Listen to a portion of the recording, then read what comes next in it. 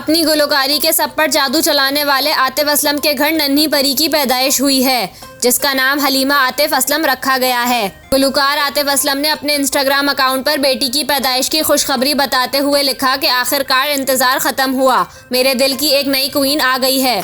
उन्होंने मजीद लिखा कि अल्हम्दुलिल्लाह सारा और बेटी दोनों सेहतमंद हैं। साथ ही गुलकार की जानिब से अपने खानदान को दुआओं में याद रखने की भी दरख्वास्त की गई।